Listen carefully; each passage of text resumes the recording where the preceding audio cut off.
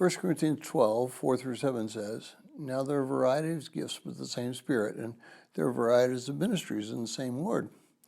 There are varieties of effects, but the same God who works all things in all persons. But to each one is giving the manifestation of the Spirit for the common good."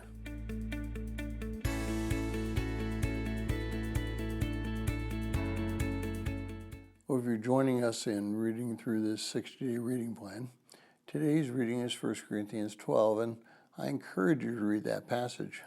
Well, we as Americans and Christians are a strange group of people. On the one hand, we're proud, we're bold, we like to show it to the rest of the world. On the other hand, we are to be humble, we are to be self-giving, we are to serve others. We view ourselves both as kings and servants.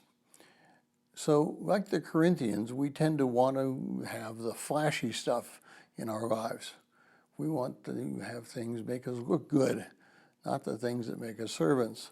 And yet, we know that we are to be servants. It's tough to live a life of Christ if we're going to be going for the gold and stepping on others. Now, God is the one who determines who we are and what we are.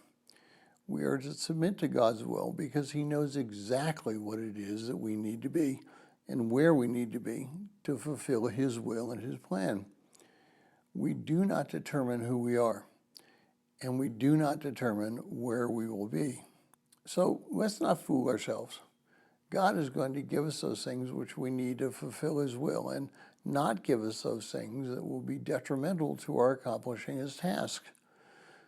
We're to desire the absolute best for our lives, and we're to desire all of the gifts that are necessary to accomplish that task. But each one of us is going to get only that which we need.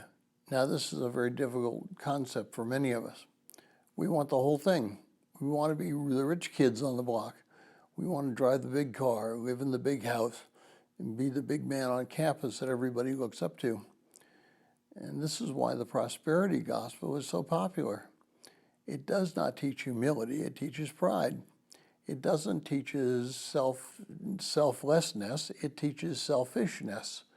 It teaches to ask for first me and then for God. We're to seek the common good. We're to seek to raise others up. We're to evaluate ourselves as servants and not gods. Now, if we approach the spiritual gifts in that manner, we will not seek out the flashiest gifts so that we might be built up. We will seek out those gifts which will build the body. Now, for what are each of you seeking? Are you seeking the good of yourself or the good of the body?